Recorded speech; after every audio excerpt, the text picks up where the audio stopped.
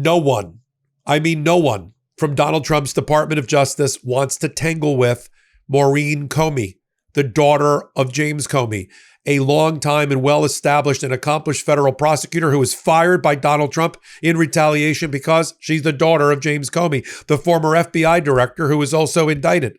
And she wants her job back. So she sued a couple of months ago. And now no one, I mean no one from the Department of Justice has showed up to defend the case. Not the Southern District of New York, where she used to work. The case is pending in Manhattan in front of Judge Furman.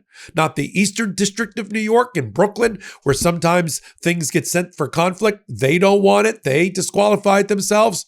Not the Federal Contracts Division of the Department of Justice in Washington, who would normally deal with damages cases like this because she's seeking money and reinstatement. No one wants to appear.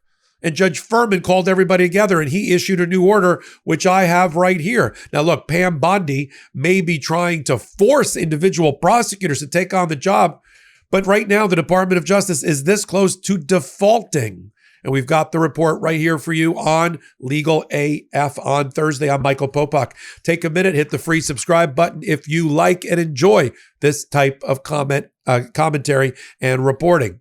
Maureen Comey, you may recall, or I'll tell you for the first time, a super accomplished in her own right prosecutor. Her father happened to be the U.S. attorney for the same office, but she did not work under him.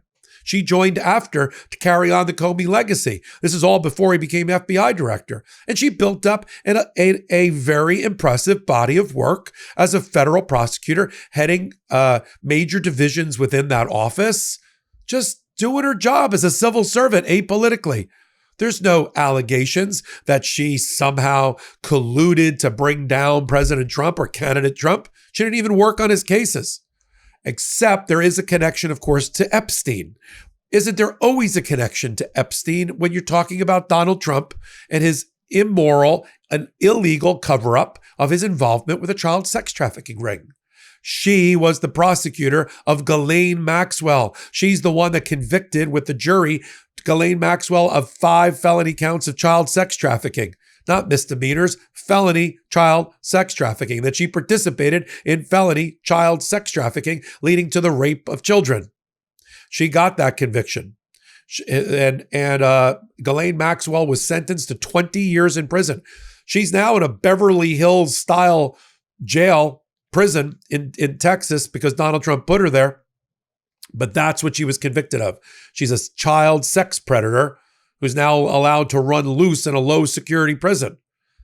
They fired Maureen Comey just weeks before Todd Blanche was scheduled to go meet on an immunity deal with Ghislaine Maxwell to try to get from her some sort of vouching for Donald Trump. You know, when your child sex trafficker has to vouch for the president of the United States, you know how low the president of the United States has sunk reputationally, right? So he didn't want to go in to know if Ghislaine Maxwell was lying to him, which she did over and over again for several hours. So he didn't bring anybody who had any familiarity with the case. Maureen Comey knew the case like the back of her hand, as any good prosecutor. When I'm a defense trial lawyer, first chair trial lawyer, I know I could tell you details of cases that I tried 15 years ago, 20 years ago. So, but he didn't want her to sit next to him in case Ghislaine Maxwell lied. They wanted Ghislaine Maxwell to lie about no contact between Jeffrey Epstein and Donald Trump. That Donald Trump never did anything wrong for the many hours he spent in the room with victims. So that's Maureen Comey. She also successfully prosecuted P. Diddy. Right after she got the conviction of P. Diddy, she was fired. So she sued for retaliation. She sued for wrongful discharge. She wants her job back. And she also argued that Trump has destroyed the Merit Systems Protection Board, which protects federal employees and gives them a process for dispute resolution, because there is no Merit Systems Protection Board because there's only one member of it. There's no quorum because Donald Trump got rid of the heads that were on there, that were Biden appointees, and never appointed anybody else because he doesn't want to help federal workers. So she ran to federal court in front of Judge Jesse Furman. Now, Furman just issued an order as follows, and I'll put this in Legal AF Substack. In light of the fact that defendants have until November 21, 2025 to respond to the complaint, because the government gets usually 60 days after service. They missed their 60 days and nobody appeared in court. So the judge gave them until November the 21st, reminding them, since there's not been an appearance. See, normally when you serve the government, even though they have 60 days to respond, somebody files a document called a notice of appearance so that they don't end up in default. They don't get up defaulted by the judge or the clerk. But nobody appeared because as of right now, according to the New York Times reporting, no Department of Justice entity, no department, no agency, no U.S. Attorney Office, not Main Justice in Washington, nobody's appeared. So the judge said, this is odd. I want this order circulated to everyone. I want everyone to know that on December 4th at 3:15, there was going to be a conference, or there is going to be a conference, a pretrial conference, and I better see the government there. And I better see their answer or their motion to dismiss or whatever it's going to be in advance. So here's what he said. In light of the fact that defendants have until November 21 to respond to the complaint, given the service date, the initial pretrial conference is adjourned to December 4th, 2025 at 3:15. It will be in person. Normally it's done by Zoom, but the judge is pissed that nobody filed the notice of appearance because counsel has not yet appeared on behalf of defendants. That's the United States Department of Justice can't find a lawyer to go up against Maureen Comey. Plaintiff shall no later than November 5 serve a copy of this order on the Civil Division of the U.S. Attorney's Office for the Southern District of New York by email to jeffrey.osterricher, usdoj.gov, and proof of service, which they have done. The Civil Division shall promptly share this order with whatever component of the Department of Justice will handle this matter. Here's the judge head scratching again. Who's going to come in for the Department of Justice? I mean, I know they fired 5,000 people in the Department of Justice and they can't get anybody to replace them. But come on, you got a case with Maureen Comey. Somebody's got to step up. The court notes that the chief judge's October 2nd standing order applies about the shutdown applies only to civil cases in which the state attorney's office for the Southern District of New York has appeared as counsel of record. As accordingly, it does not apply to this case and will not apply to this case event in the perhaps likely event that a different component of the Department of Justice enters an appearance. In other words, the judge doesn't think the Southern District of New York is going to send anybody.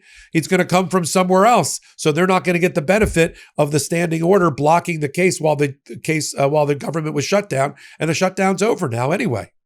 This is very peculiar. Now, whole offices are now attempting to disqualify themselves so that individual prosecutors don't have to worry about being forced by Pam Bondi to take on cases that they don't want to take on, or individual civil attorneys within the Department of Justice, because they have a civil side and a criminal side, just don't want to do it because they don't want to go up against James Comey and his daughter. February 5th, to remind you, Pam Bondi issued the following memo to try to conscript and force people to take on jobs that they don't want to take on.